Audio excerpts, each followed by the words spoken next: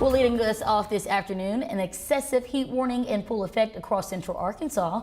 Thank you for tuning in on this 4th of July. I'm Jurnee Taylor. And I'm meteorologist Simone Thomas. That's right, Jurnee. Yes. It's hot like these firecrackers on this 4th of July. Heat advisory or heat warning went in effect at 11, lasting through 9 o'clock. But we're going to take a quick look at the current feels likes because we're just an hour in and it already feels like 110 outside in the capital city as well as Pine Bluff. Arkadelphia feeling like 112, Searcy feeling like 113. And y'all, we're only an hour into this warning. We haven't even gotten into peak heating in this afternoon. So that, again, that excessive heat warning in effect through 9 p.m. That's when the sun is setting tonight. Northwestern Arkansas and Western Arkansas seeing a heat advisory. Those are heat index values between 105 and 110.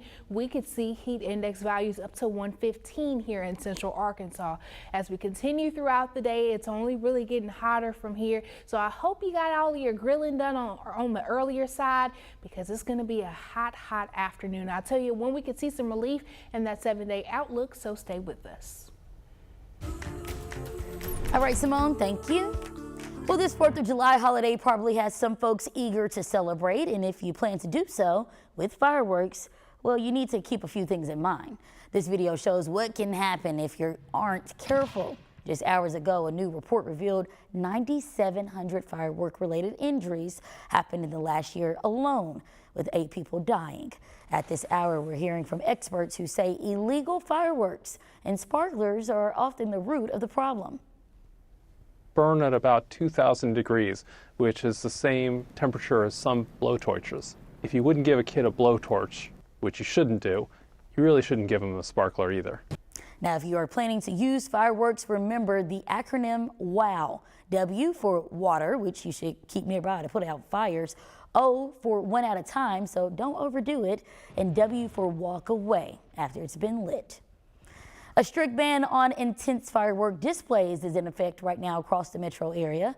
Little Rock Police wants you to know they are monitoring any and all activity within city limits. The Little Rock Fire Department joining them on standby, ready to answer all calls within the city as well. With an estimated $109 million in property damage loss. Last year, the Little Rock Fire Department responded to 102 calls on July 4th alone. For, of course, all parents and guardians, be sure to keep a close eye on your kids and monitor the activity around you to avoid all accidents. Arkansas State Police are spending the day monitoring the roads. New information from federal records show almost 40% of people killed on the roads during the holiday were caused by drunk driving. To combat the problem, officials are watching and will respond to texting and speeding while behind the wheel.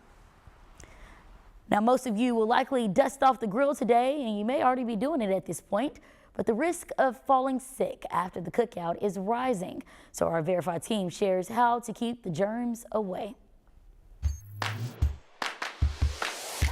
Summer is the perfect season to grill or have a cookout, but could your meal also include a side of salmonella or other bacteria? We verify 5 ways to have a healthy picnic using these sources. Let's start with the prep work. Before making the food, start with a clean slate. Our sources say the first line of defense is to wash your hands and surfaces. Next, make sure to separate cutting boards, plates, and utensils for raw meats to avoid cross-contamination. Third, make sure to cook meats to a safe temperature. This is between 145 and 165 degrees, depending on what you're eating. Now that the food is properly cooked, it's time to dig in, but watch the clock.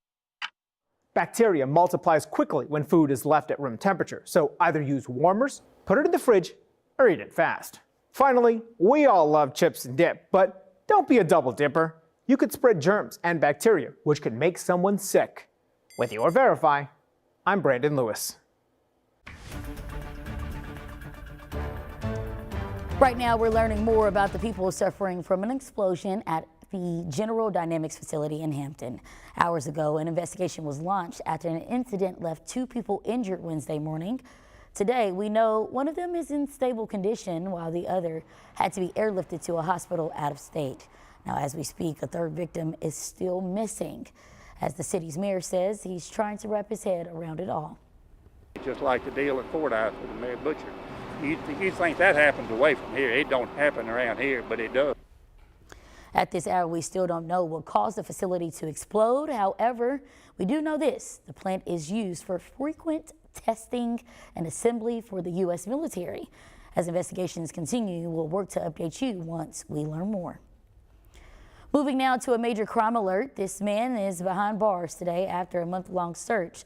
State police arresting Terry Rhodes Jr. on Tuesday after a 5-year-old child survived being shot last month. Rhodes faces over 20 different charges as the search continues for the other suspect in question, Cariel Williams. Millions of dollars in aid is headed to hospitals in low-populated areas and comes ahead of last month's mass shooting at the Mad Butcher grocery store in Fordyce. The governor is making the announcement after the shooting exposed a growing need of support for small-town hospitals.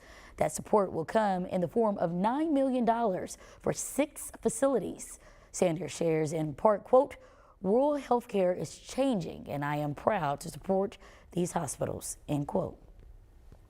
Another fund will be used to help the Fordyce shooting victims directly and is growing by the day. According to the Dallas County Sheriff, at this very hour, over $50,000 is waiting to be used for relief. That money will be split among the families of the 4 people killed and 10 others injured. There is something to having less screen time, but I think that's a parenting decision and not a legislation decision. Well, those are the direct words from parents pushing back against Governor Sanders' plan to cut phone usage completely when kids are in school. The governor says her goal is to fight mental health by funding schools with money to buy phone pouches.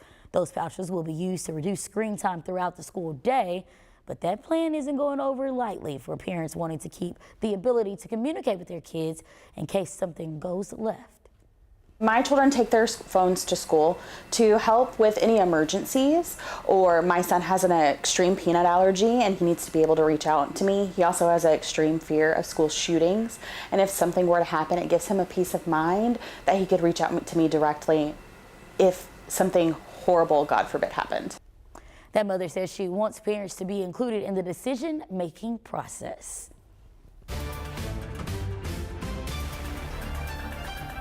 The White House might be making plans to celebrate Independence Day, but Democratic leaders refuse to blow past Biden's performance during the recent debate. Erica Brown is in Washington, where the president faces more backlash from his own party.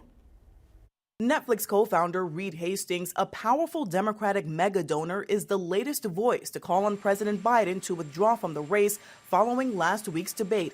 It's a sentiment echoed by another Democratic donor, Whitney Tilson of New York City. Our only hope of defeating Donald Trump and avoiding a 4-year national nightmare is for Joe Biden to do the right thing, step aside. It's not just donors. A second House Democrat, Arizona progressive Raul Grijalva, urged the president to withdraw, saying Wednesday what he needs to do is shoulder the responsibility for keeping that seat. And part of that responsibility is to get out of this race. In a radio interview, Biden acknowledged his poor debate performance. I had a bad night. And the fact of the matter is that, I screwed up. I made a mistake. But he is vowing to remain in the race. Last night, he met with more than 20 Democratic governors to shore up their support.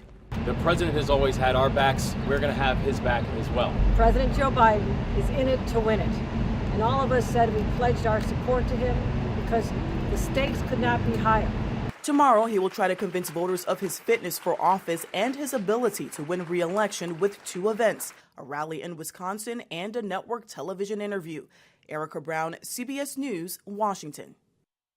Now, the question of Biden's ability to lead has opened a margin of opportunity for previous President Donald Trump, who has slipped through with a slight lead among voters in key battleground states. Travel disruptions have been kept at a minimum this holiday until now. But just ahead, how spoiled food is causing turbulence for Delta Airlines. And heat index values well into the triple digits continue through this afternoon. So I hope those July 4th plans are staying indoors. I'll have a look at how soon we can see some relief from this heat and that 7-day outlook.